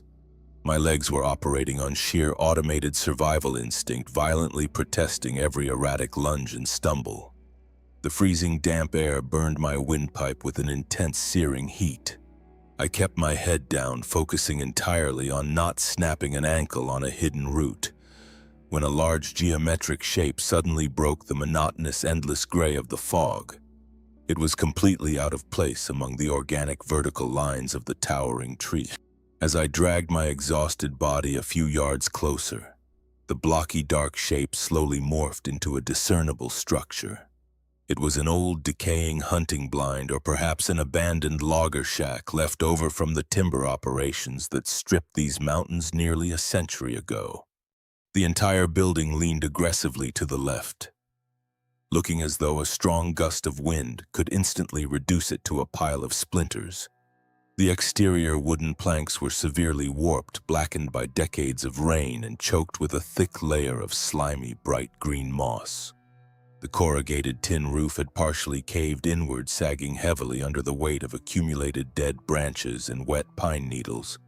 Under any normal circumstance, approaching a structurally compromised, rotting shack in the absolute middle of nowhere would trigger every single alarm bell in my head. It looked like the quintessential definition of a death trap. But right now, in the suffocating, freezing dark, with a predatory mimic actively hunting me through the brush, those 4 decaying walls looked like an impenetrable fortress. A surge of desperate hope flared painfully in my chest. If I could just put a solid physical barrier between myself and the open woods, I might actually survive until sunrise. I abandoned my clumsy, stumbling walk and launched myself into a frantic, clumsy sprint toward the dark structure. I reached the front of the shack, gasping for air, and grabbed the edge of the heavy wooden door. The thick planks were swollen with moisture and firmly wedged into the warped doorframe. I planted my boots into the soft mud, braced my shoulder against the exterior wall, and yanked the handle with every ounce of physical strength I had left in my exhausted arms. The rusted iron hinges let out an agonizingly loud, high-pitched screech that violently pierced the dead silence of the forest. The shrill metallic noise sounded like a wounded animal crying out, instantly broadcasting my exact location to anything listening within a mile radius. The heavy door groaned and scraped harshly against the uneven floorboards, giving way just enough to create a narrow gap. I did not hesitate. I turned sideways and forcefully wedged my shoulders through the tight opening, scraping my jacket against the splintered wood as I slipped inside the structure. I immediately shoved my entire body weight against the inside of the door, violently slamming it shut behind me. The heavy thud of the wood setting back into the frame sent a small shower of dust and dirt cascading down from the ceiling. I stood there in the cramped space, my chest heaving erratically as a completely different olfactory profile assaulted my senses. The foul, putrid stench of ozone and rotting meat from the outside trail was abruptly cut off. In its place, the interior of the shack smelled overwhelmingly of dry rot, stale dust, and ancient dried earth. It was the distinct musty odor of a space that had been entirely sealed off from the outside world for decades. I swept my flashlight beam around the tiny room, causing panicked shadows to jump across the walls. The structure was incredibly small, measuring maybe 8 feet across. There were no glass windows. The only connection to the outside world came from the jagged, uneven gaps separating the rotting wooden wall planks. I could see thin slices of the white fog pressing against the cracks outside, waiting to seep in. I quickly aimed my light down at the door frame, searching frantically for a deadbolt, a sliding metal latch, or even a simple hook and eye mechanism. My sinking stomach plummeted straight into an icy abyss. There was absolutely no locking mechanism on the door. The warped wood simply rested loosely against the frame, offering zero structural resistance if something decided to push its way inside. A fresh wave of absolute helplessness crashed over me, making my hands shake so violently I nearly dropped my flashlight. I needed to barricade the entrance immediately before the entity caught up to my position. I spun the beam frantically around the cluttered corners of the room, scanning the debris for anything heavy enough to block the door. My light caught the dull, oxidized reflection of a massive rusted metal barrel sitting half buried under a pile of rotting burlap sacks in the far back corner. I did not care what it was originally used for or what was currently inside it. I holstered my flashlight under my armpit, rushed over to the barrel, and wrapped my arms around its freezing metallic circumference. It was incredibly heavy, likely filled with decades of accumulated rainwater and rusted debris. I planted my boots firmly on the dusty floorboards and dragged the barrel backward with a fierce grunting effort. The metal scraped aggressively against the rotting wood, creating a harsh, grating noise that set my teeth on edge. I hauled the massive cylinder entirely across the small room and wedged it violently against the center of the wooden door frame. I pushed against it with my hips, ensuring it was absolutely flush against the door, creating a makeshift but solid barricade. I stepped back, wiping a thick layer of grimy sweat from my forehead. The heavy tactical flashlight tucked tightly under my arm suddenly flickered, sending a sharp strobe effect across the cramped room. The battery was dying, rapidly drained by the freezing temperatures and hours of continuous use. If the bulb completely burned out, I would have absolutely no way to navigate the woods when the sun finally rose. I had to preserve whatever juice was left. I swallowed hard, wrapping my hand around the cold aluminum casing, and clicked the rubber power button. The bright beam vanished, plunging me instantly into an absolute pitch-black void. The darkness was so thick and complete it felt like a heavy physical blindfold being pulled tightly over my eyes. I lost all sense of spatial awareness immediately. I reached out blindly with trembling fingers, finding the rough, splintered texture of the side wall, and slowly guided my body downward. I sank heavily to the filthy, dirt-caked floorboards, curling my body into a tight defensive ball. I pulled my knees up tightly against my chest and wrapped my arms firmly around my shins, attempting to make my physical presence as small as humanly possible. I closed my eyes tightly against the oppressive dark. In the enclosed pitch-black space, the sound of my own survival was deafening. Every ragged, panicked breath I dragged into my lungs sounded like a loud, desperate gasp, broadcasting my exact location. I pressed my face hard into the wet fabric of my knees, clenching my jaw shut as I tried desperately to quiet my violent, erratic breathing. I sat shivering uncontrollably in the absolute dark, listening to the dead silence outside the thin wooden walls, simply waiting for the inevitable heavy footsteps to arrive. For the first few minutes sitting in that pitch-black void, there was absolutely nothing. The only thing registering in my awareness was the frantic hammering of my own pulse pounding against my eardrums like a trapped bird beating its wings against a window pane. I squeezed my eyes shut, even though the room was completely devoid of light, trying to force my sensory focus outward. Growing up in Tornado Alley back in Oklahoma, I spent countless spring nights huddled in a cramped, unlit storm cellar beneath our garage, just listening to the sirens wail and waiting for the destructive force of nature to pass over us. You learn how to wait in the dark. You learn how to listen to the atmosphere. But a tornado is a mindless weather event.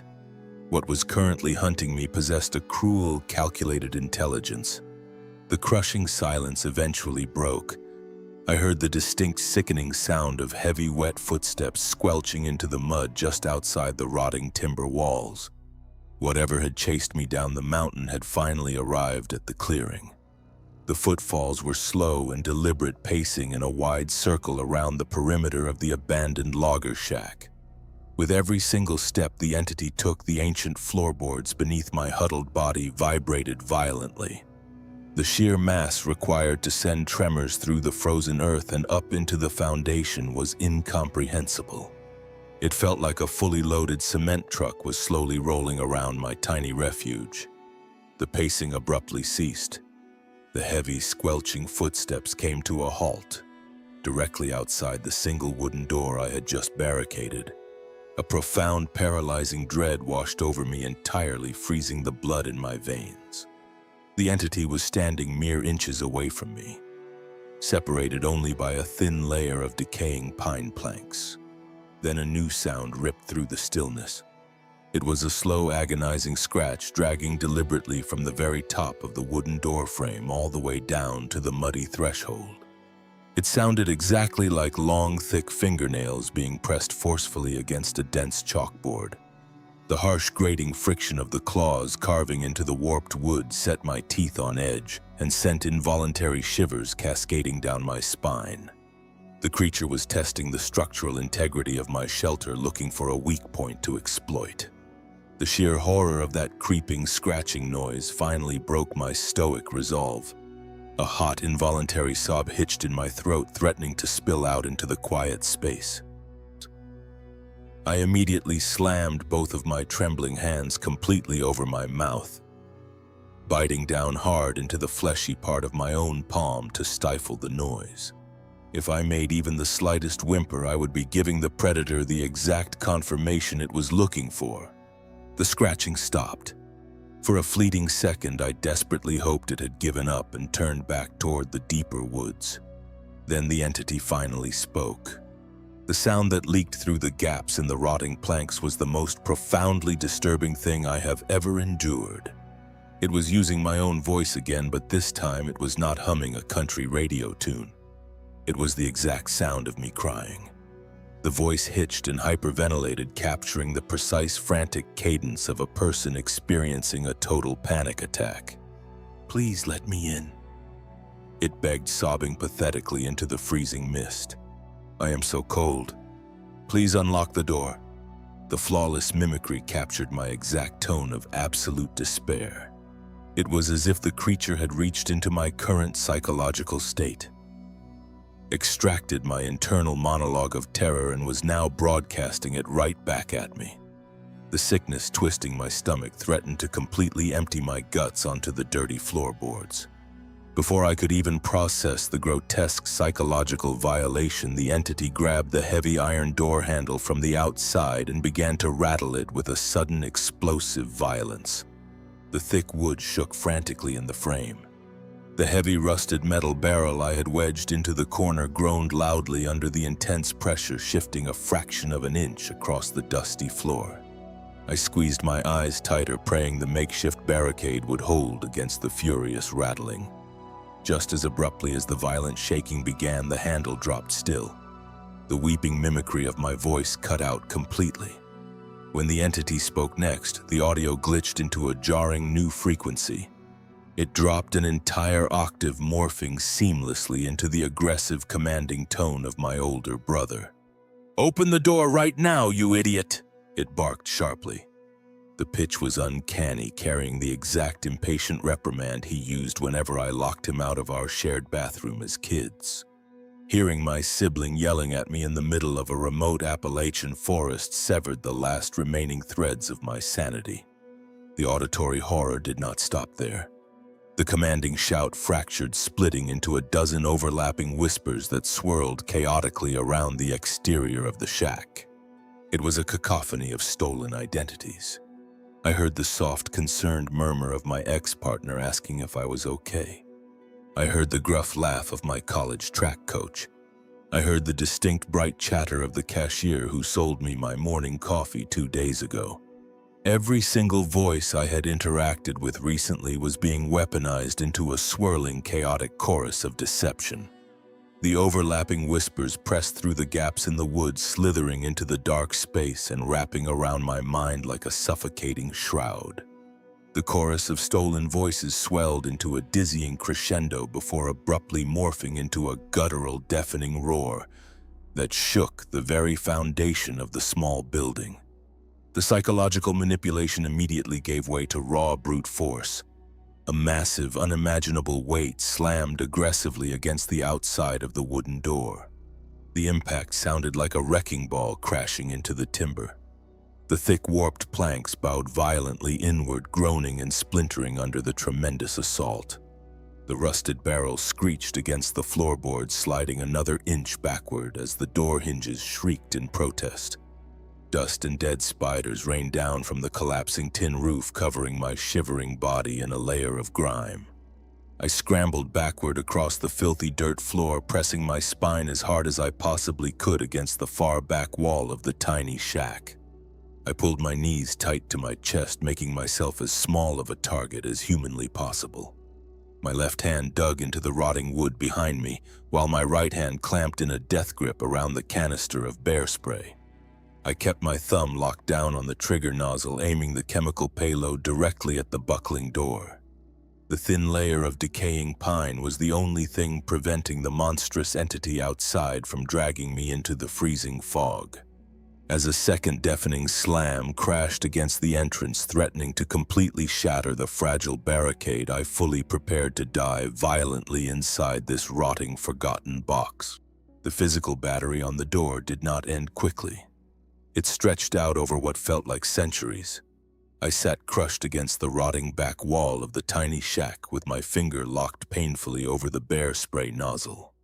Every time my exhausted brain tried to shut down and drag me into unconsciousness, a deafening crash against the timber would jolt me back into a state of agonizing hyper-awareness. The entity was relentless. It would pound on the swollen planks until the rusted hinges screamed, then abruptly stop and switch back to the psychological warfare.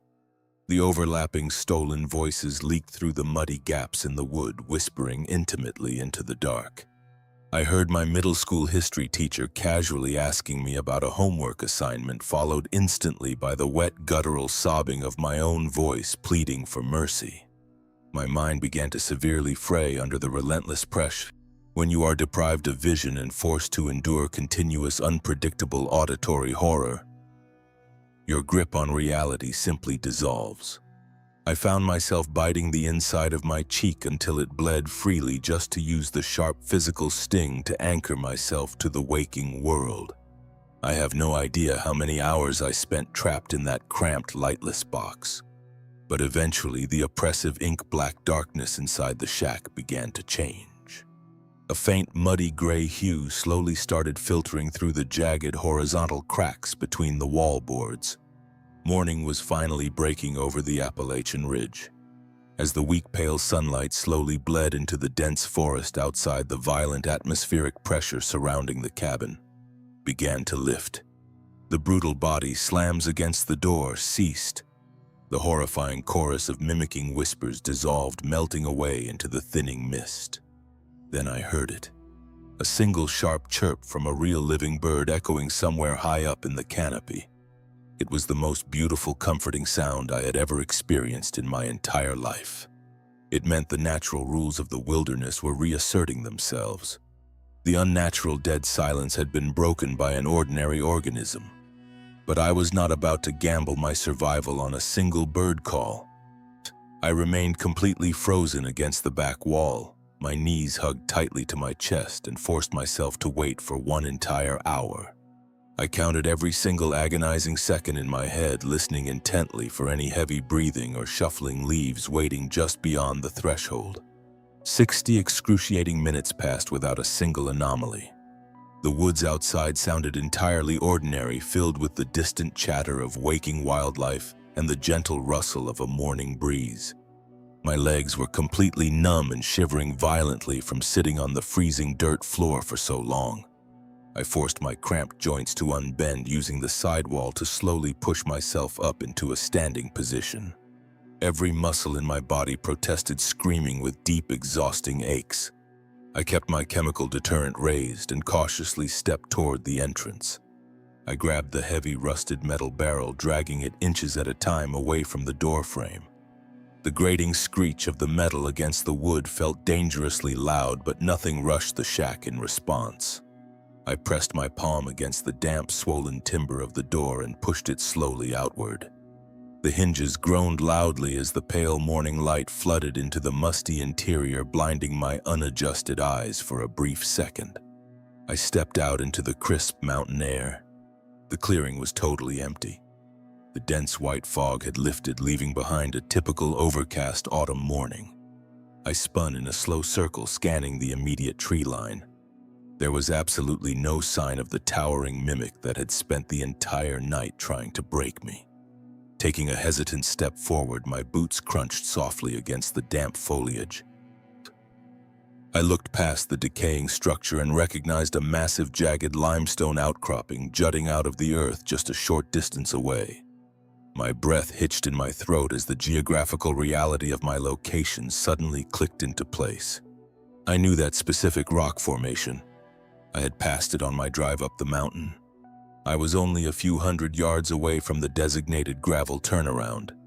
The entity had intentionally blinded me with spatial distortion the previous night, trapping me in an endless maze of identical pine trees when my actual escape route was sitting practically within shouting distance. The entire time, a fresh surge of adrenaline flushed the stiff cold out of my veins. I did not waste another second looking at the trees. I gripped my keys tightly in my fist and broke into a desperate sprint, tearing through the final stretch of brush toward the access road. I burst through the thick line of rhododendrons and stumbled onto the loose gray gravel of the parking lot. My silver Subaru was sitting right where I left it, completely intact. A profound wave of relief washed over my chest, but it was instantly crushed by a brand new wave of sickening confusion. The vehicle was parked completely backward.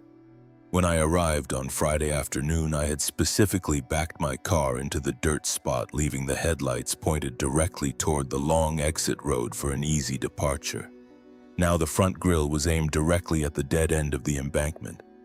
The rear bumper was facing the only way out. My tires had not been dragged sideways. The car had been cleanly, meticulously repositioned by something with the immense physical strength to lift a 2-ton piece of machinery, and silently rotated 180 degrees in the dirt. I did not care.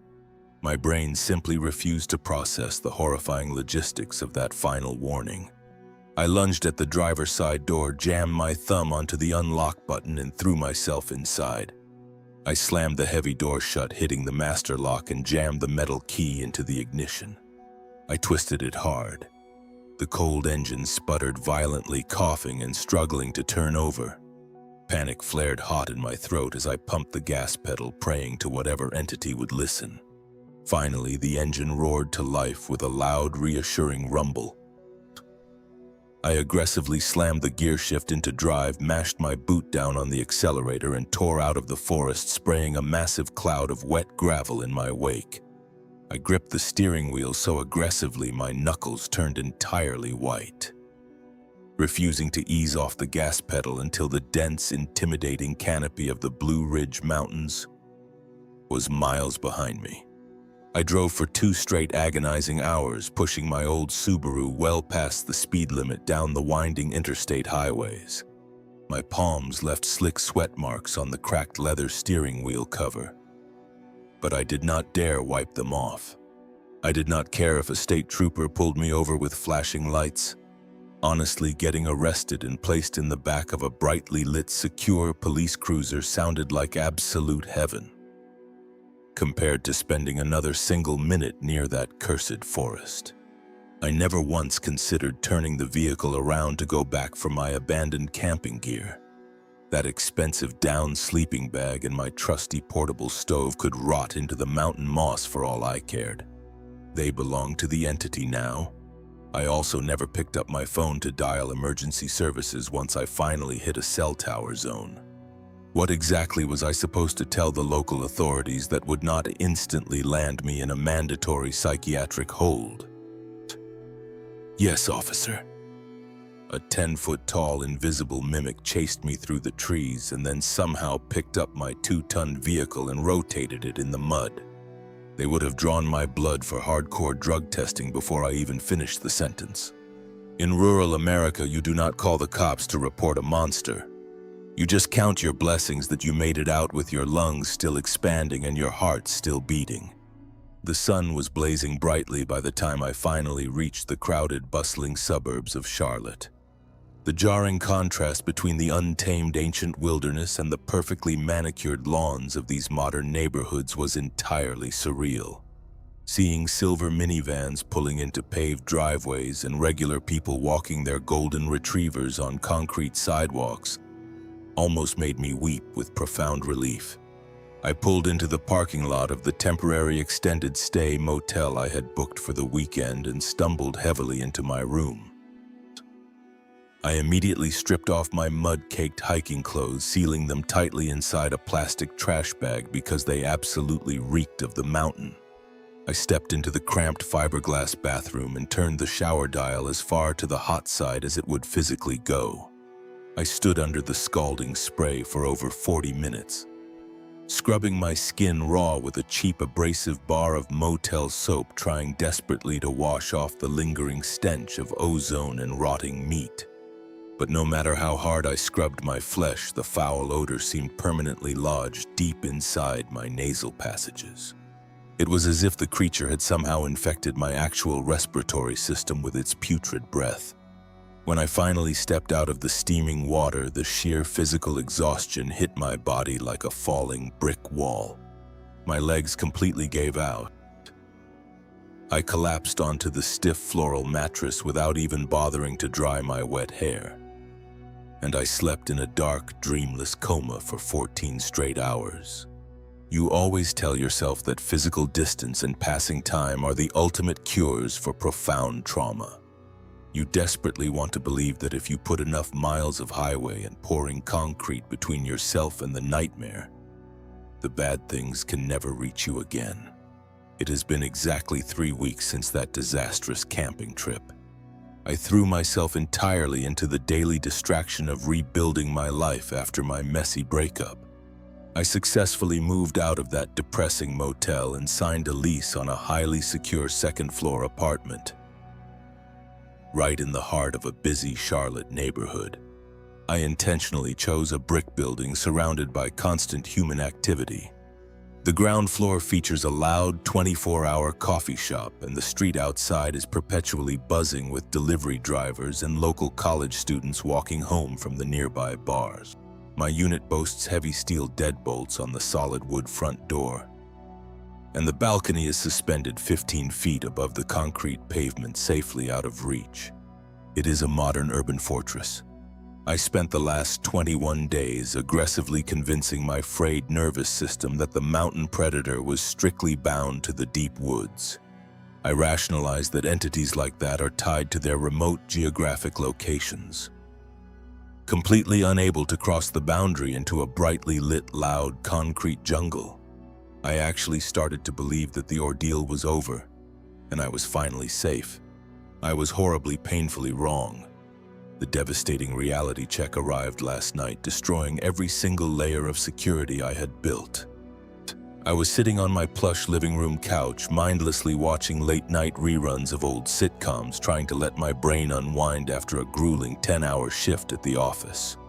The central air conditioning in my building had been running a little too warm, making the apartment stuffy, so I left the sliding glass balcony window cracked open just a few inches to let in the crisp, cool autumn breeze.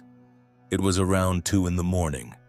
The constant, comforting hum of city traffic had gradually died down, leaving the neighborhood wrapped in a rare, quiet stillness.